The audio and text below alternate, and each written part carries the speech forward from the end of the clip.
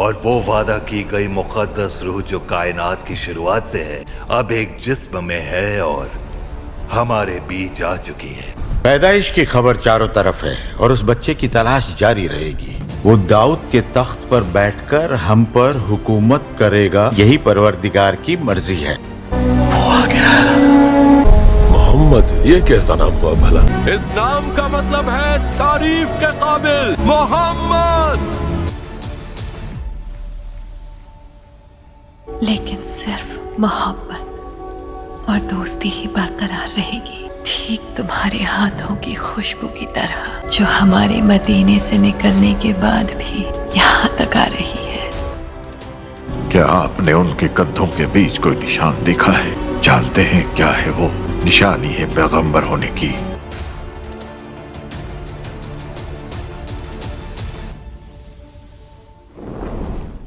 रहमतुल्लिल आलमीन हज़रत मोहम्मद सल्लल्लाहु अलैहि वसल्लम की विलादत मक्का मुकर्रमा में रबीउल अव्वल 571 ईस्वी यानी आमुल फील वाले साल में हुई।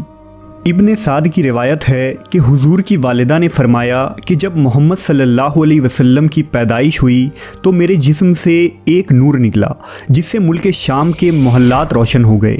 जिस रात आप इस दुनिया में तशरीफ़ लाए उस रात काबा में रखे तमाम बुत मुंह के बल गिर पड़े और इस तरह के बेशुमार मुआजिज़ात का ज़हूर हुआ जो इस बात की अलामत थी कि इस कायनात का रहबर और हादी इस दुनिया में तशरीफ़ ला चुके हैं। जब हुजूर की पैदाइश की खबर आपके दादा अब्दुल मुतल्लिब को हुई तो आप तशरीफ़ लाए और पोते को गोद में लिया तो आंख भर आए और मरहूम बेटे अब्दुल्लाह की याद आ गई। दरअसल आप सल्लल्लाहु अलैहि वसल्लम की पैदाइश से कबल ही आपके वालिद अब्दुल्लाह वफ़ात पा चुके थे।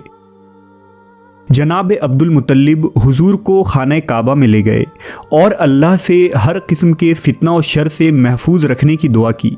जनाब अब्दुल मुतल्लिब ने आपका नाम मोहम्मद रखा।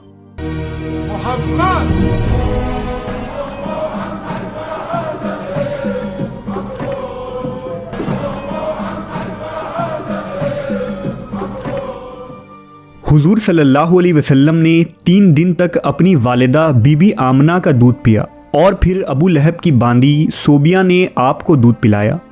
अरबों में रिवाज था कि परवरिश के लिए शेरखार बच्चे को देहात में भेज दिया जाता था ताकि देहात के साफ़ आबो हवा और कुदरती ग़िज़ा के ज़रिया उनकी अच्छी तरह परवरिश हो। दरअसल उस ज़माने में बनु साद और बनु बकर की औरतें मक्का आती थीं और नौमौलूद बच्चों को अपने साथ परवरिश के लिए ले जाया करती थीं। लिहाजा जब बनु साद कुरैश के इलाके में आए तो औरतों ने मालदार घरों से बच्चों को गोद ले लिया ताकि उन्हें ज़्यादा से ज़्यादा माल व दौलत और इनाम व अकराम मिल सके। लेकिन जब उन औरतों ने बीबी आमना के लाल को देखा और ये पता चला कि ये बच्चा यतीम है तो माल ना मिलने की उम्मीद से आप सल्लल्लाहु अलैहि वसल्लम को किसी ने भी गोद लेने से इनकार कर दिया। उन्हीं औरतों में दाई हलीमा भी थीं जो नहायत ही गरीब खातून थी और उनकी ऊँटनी भी लागर थी। जब हलीमा सादिया की नज़र हुजूर सल्लल्लाहु अलैहि वसल्लम पर पड़ी तो मोहब्बत का ठांटे मारता समुंदर उनके सीने में मौजज़न हो गया। लिहाजा बीबी हलीमा ने आप सल्लल्लाहु अलैहि वसल्लम को गोद लिया और अपने कबीले की तरफ चल पड़ी। मोहम्मद सल्लल्लाहु अलैहि वसल्लम के गोद में आते ही बरकतों का ज़हूर शुरू हो गया। बीबी हलीमा की ऊँटनी जो नहायत ही कमज़ोर थी उसके थन दूध से भर गए। जब काफ़िला कुछ दूर पहुंचा तो ऊँटनी खुशी खुशी काफ़िले से आगे आगे चली जा रही थी। इस पर काफ़िले वालों ने पूछा, ए हलीमा, क्या ये तेरी ही ऊँटनी है या कोई और है? हलीमा सादिया के शौहर हारिस ने भी ये सब महसूस करके अपनी ज़ौजा से कहने लगे, हलीमा, ये तो बहुत बरकत वाला बच्चा है। हलीमा सादिया ने कहा, वाकई मुझे भी यही उम्मीद है कि यह नहायत ही बाबरकत बच्चा है और खुदा की रहमत बनकर हमको मिला है। जब बीबी हलीमा सादिया काफ़िले के साथ अपने गांव पहुंची तो वहां सख्त कहत पड़ा हुआ था। तमाम जानवर के थन में दूध सूख चुके थे। लेकिन हुजूर सल्लल्लाहु अलैहि वसल्लम को लेकर जब बीबी हलीमा अपने घर में तशरीफ़ लाईं तो बकरियों के थन दूध से भर गए। बीबी हलीमा खुद फरमाती हैं कि अब रोज़ाना मेरी बकरियां चरागाह से वापस आती तो उनके थन दूध से भरे होते, जबकि हर तरफ सूखा पड़ा था और लोगों को अपने जानवरों से एक कतरा दूध तक न मिलता था।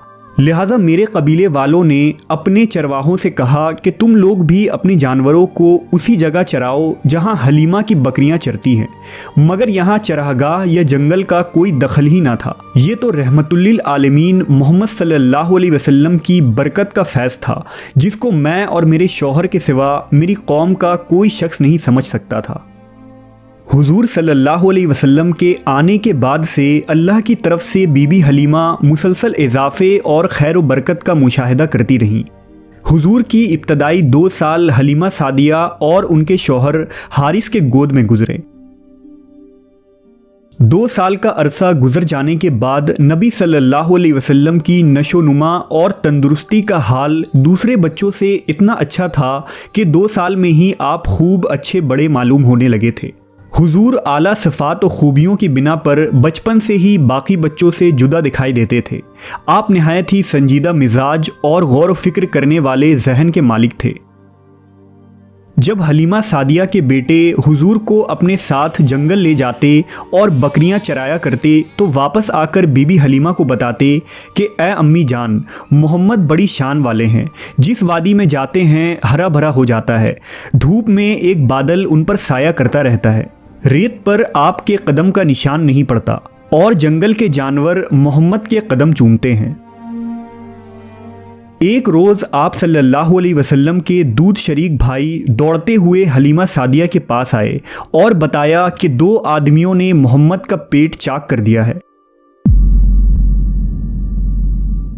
बीबी हलीमा के हवास बाख्ता हो गए और वो अपने शौहर के साथ दौड़ती हुई वहाँ पहुँची तो देखा कि हुजूर सही सलामत खड़े थे।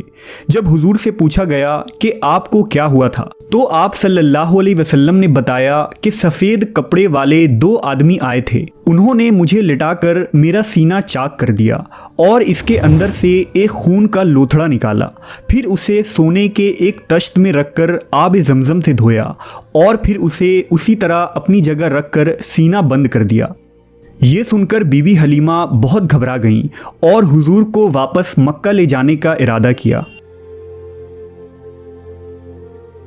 लिहाजा जब नबी सल्लल्लाहु अलैहि वसल्लम की उम्र 4 या 5 बरस हुई तो हलीमा सादियाँ आपको मक्का वापस ले आईं और आपकी वालिदा बीबी आमना के सुपुर्द कर दिया। यहाँ हज़रत उम्मे ऐमन जो आपके वालिद माजिद की बांदी थी, हुजूर की परवरिश और खिदमत गुजारी में मसरूफ़ रहने लगी। उम्मे ऐमन ही हुजूर को खाना खिलाती, कपड़े पहनाती, कपड़े धोती और तमाम ज़रूरियात का ख्याल रखा करती थी। रसूल अल्लाह सल्लल्लाहु अलैहि वसल्लम उम्मे ऐमन की मोहब्बतों और खिदमात को हमेशा याद किया करते थे और फरमाया करते थे कि उम्मे ऐमन माँ के बाद मेरी माँ है। अभी हुजूर को अपने वालिद के साए से महरूमी का शऊर भी न था कि आपकी वालिदा बीबी आमना भी वफ़ात पा गईं।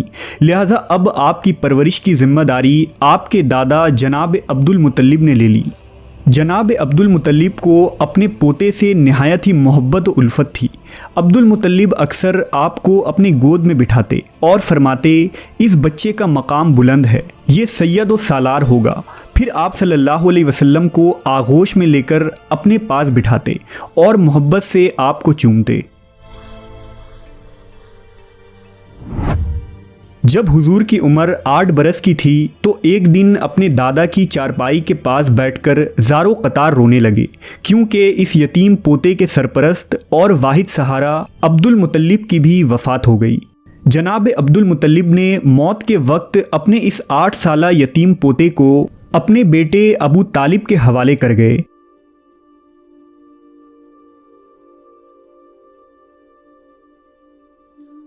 अल्लाह की तरफ से रसूलुल्लाह सल्लल्लाहु अलैहि वसल्लम को यतीम रखने की बहुत सारी हिकमतें थीं।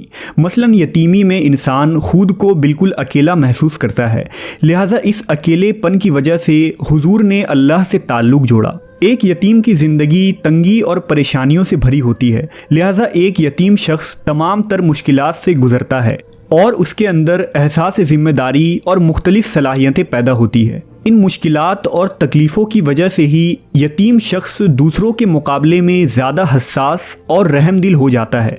लिहाजा मोहम्मद सल्लल्लाहु अलैहि वसल्लम को यतीम रखकर अल्लाह ने आपके अंदर इस तरह के बेशुमार खुसूसियात और कमालात पैदा कर दी। बहरहाल अब अबू तालिब की सरपरस्ती में हुजूर की ज़िंदगी का नया दौर शुरू हुआ। 8 साल की उम्र में जबकि बच्चे दुनिया की ऊंच नीच से बेखबर खेल कूद में मगन होते हैं, हुजूर दिन भर बकरियों की रखवाली करते, जंगल में उन्हें चराने ले जाते, दोपहर के खाने में बैर खाकर पेट भरते और घर के छोटे बड़े काम काज करके अपने चचा अबू तालिब का हाथ बटाते। अगरचा जनाब अबू तालिब ने कभी भतीजे और अपने बच्चों के दरमियान फ़र्क न किया और दोनों मियाँ बीवी ने हकीकी बेटे की तरह हुजूर की परवरिश की।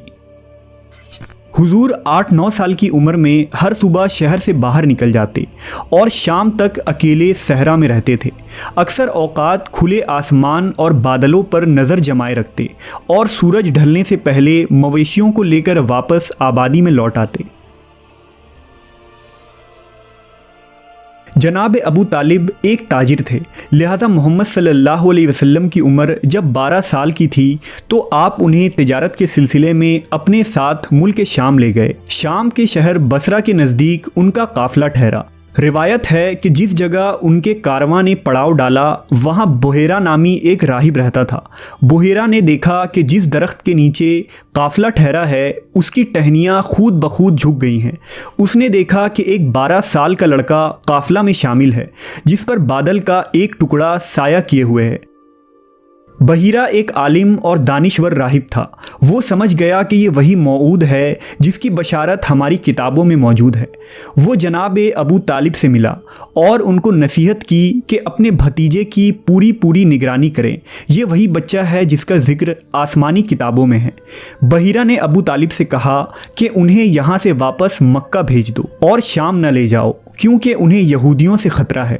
लिहाजा जनाब अबू तालिब ने चंद ग़ुलामों समेत हुजूर सल्लल्लाहु अलैहि वसल्लम को मक्का वापस भेज दिया। जनाब अबू तालिब का बयान है कि मैंने कभी भी नहीं देखा कि मोहम्मद ने कभी किसी से कोई झूठ बोला हो या कभी किसी को धोखा दिया हो या कभी किसी को कोई तकलीफ़ दी हो या कभी कोई बेहुदा बात की हो। हुजूर हमेशा खुश अखलाक, नेक अतवार, नरम गुफ्तगू, बुलंद किरदार और आला दर्जा के पारसा और परहेजगार रहे। रसूल पाक बचपन में तमाम बच्चों से मुख्तलिफ तबीयत के मालिक थे। आप में बाकी बच्चों की तरह शरारतें और शौखियाँ न थी, बल्कि आप बचपन ही से इस कायनात के निज़ाम पर गौर व फिक्र किया करते थे। हुजूर की जिस मुआशरे और समाज में परवरिश हुई और जहाँ आपने अपने बचपन और जवानी का वक्त गुजारा उसमें ज़िनाकारी, फहाशी, शराब नोशी, सूद, नाच गाना और हर किस्म की बुराइयां ज़ोरों पर थी। ऐसे मुआशरे में तमाम तर बुराइयों से महफूज रहना और किसी मामूली से मामूली बुरे अमल से अपनी सीरत को दागदार न होने देना, ये एक गैर मामूली बात है।